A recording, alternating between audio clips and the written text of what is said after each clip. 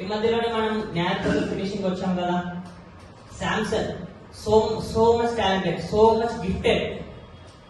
చివరి సమయాల్లో వచ్చేసరికి ఒక్క చిన్న తప్పు వల్ల అంత పోగొట్టుకున్నాడు కదా.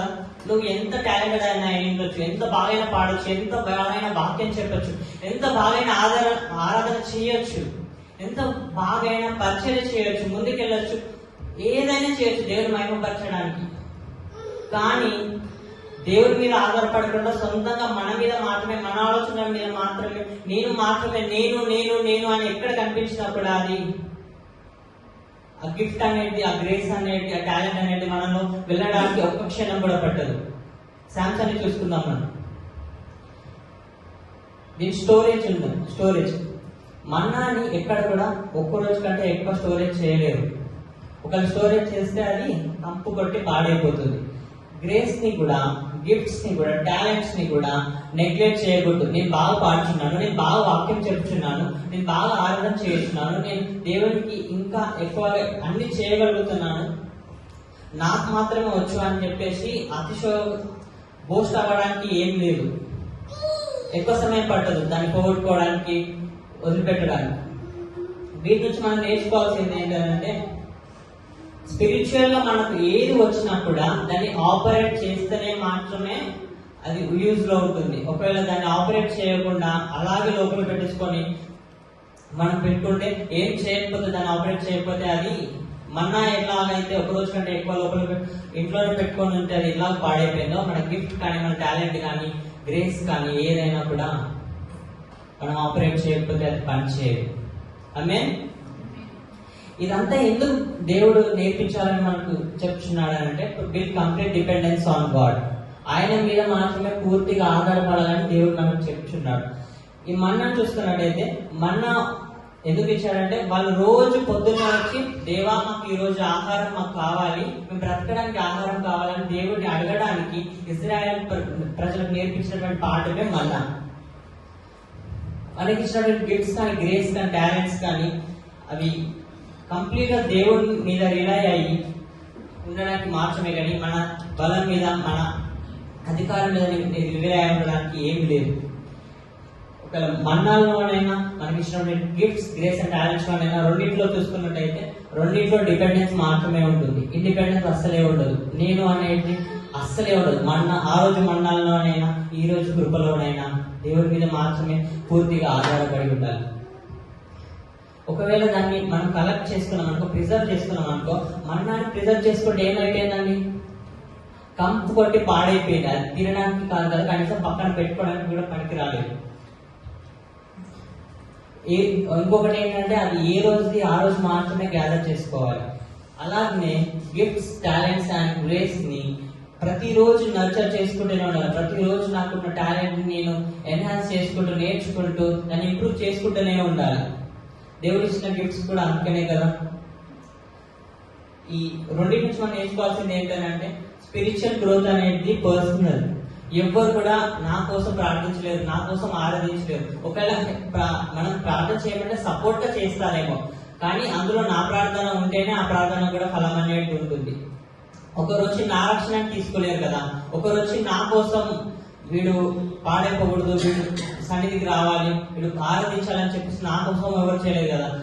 రక్షణ అనేది ఇట్స్ పర్సనల్ థింగ్. నా లోపల నేను నా దేవునికి ప్రార్థించుకొని, ఆరాధించుకొని, ఇది పర్సనల్ థింగ్. ఇది దేనికి సాదృశ్యం అని అంటే, ఇది పరలోకం నుంచి వచ్చింది అనే దానికి సాదృశ్యం మన్నా అనేది. అలాగే స్పిరిచువల్ లైఫ్ కూడా, పరిచర్య కూడా దేవుడి నుంచి వచ్చిందే, నా నుంచి వచ్చింది కాదు. ఈ రెండు ఎక్కడికి పాయింట్ చేస్తున్నాయంటే, ఆ రోజు మన్నా అయినా, ఈ రోజు దేవుని ఆహారం అయినా కూడా అవి క్రీస్తుకు మాత్రమే లీడ్ చేస్తున్నాయి. ఒకవేళ మన దగ్గరికి లీడ్ చేస్తున్నాయంటే మనం ఫెయిల్ అయిపోయినట్టే కదా. హల్లెలూయా. ఒకవేళ మనం దేవుని ఆజ్ఞకి మీరి అది స్టోర్ చేసుకోవడానికి ప్రయత్నించినాం అనుకో, దానికి ఎలాంటి కాన్సిక్వెన్సెస్ ఉంటాయనంటే, అది పురుగులు పట్టి కంపు కొడుతుంది మన్నా అయితే. సేమ్ అలాగే గిఫ్ట్స్ అండ్ టాలెంట్స్ అయినా, గ్రేస్ అయినా కూడా మనం ఆపరేట్ చేయకపోతే, దేవుడి మీద ఆధారపడకపోతే అది స్లో అయిపోయి కంప్లీట్ గా వేస్ట్ అయిపోతుంది. ఎంతో మంది పరిచర్య అయినా, ఆరాధన అయినా, పాటలు పాడటం అయినా స్టార్టింగ్ స్టేజ్ లో చాలా పీక్స్ లో వెళ్ళిపోతారు. ఎంతో మంది మనం చూస్తుంటాం కదా. కానీ తర్వాత వాళ్ళ లోపలికి ప్రైడ్ అనేది వచ్చినప్పుడు టాలెంట్, స్కిల్, గ్రేస్, గిఫ్ట్స్ అన్ని కూడా కనిపించవు. ఎందుకంటే వాళ్ళు దేవుడు లేడు కదా, దేవుడి మీద ఇంకా ఆధారపడి లేరు కదా. ఒకవేళ నేను అనేది నాలో ఉన్నట్టయితే అది ఏ రోజుకైనా చనిపోతుంది. నా దేవుడు అని నేను నాలో ఉన్నట్టయితే అది ఏ రోజుకైనా మల్టిప్లై అవుతుంది. నేను చనిపోయినా కూడా నా ద్వారా తదుపరి తరం ద్వారా అది మల్టిప్లై అవుతూనే ఉంటుంది కదా. హల్లెలూయా. ఈ రెండింటి నుంచి మనం నేర్చుకోవాల్సిన ఫెయిత్ లెసన్ ఏంటి అని అంటే, to teach complete dependence on God. మన్నాల్లోనైనా ఈ రోజైనా దేవుడు మనకి కంప్లీట్ గా డిపెండ్ అవ్వడానికి నేర్పించాడు. అలాగే grace and gifts and talents లో రోజు దేవుడితో నడవడానికి ప్రయత్నించాలని దేవుడు చెప్తున్నాడు. ఈ రెండింటి నుంచి మనం నేర్చుకోవాల్సింది ఏంటంటే, మనుషుడు రొట్టె వల్ల మాత్రం బ్రతకడు, కానీ దేవుడి నుంచి ప్రతి మాట వల్ల బ్రతకడు. రెండు ఎక్కడికి పాయింట్ చేస్తున్నాయంటే క్రీస్తుకి పాయింట్ చేస్తున్నాయి కదా. మన నుంచి మనం నేర్చుకోవాల్సిన మూడు నిజాలు ఏంటంటే, దేవుడు రోజు ఇస్తాడు, God provides daily, faith depends daily, and grace works daily.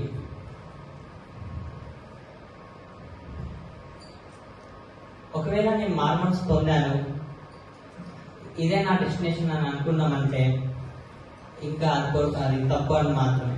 అది డిపెండెన్స్ అనేది స్టార్టింగ్ పాయింట్ మాత్రమే. నేను సండే చర్చ్కి వస్తున్నాను, నేను సన్నిధిలో ఎక్కువ సమయం ఉంటున్నాను అంటే కాదు. మన ఫెయిత్ ని, మన టాలెంట్, స్కిల్ ని ఆపరేట్ చేస్తున్నామా లేదా అనేది మనం పరీక్షించుకోవాలి.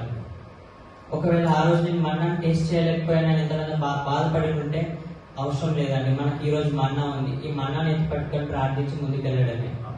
ఆమేన్. దేవుడికి వాక్కులను దీవించును గాక. అందరూ లేచి నిల్చున్నట్టయితే కొద్ది సమయం దేవుని ఆరాధించడానికి ప్రయత్నం చేద్దాం.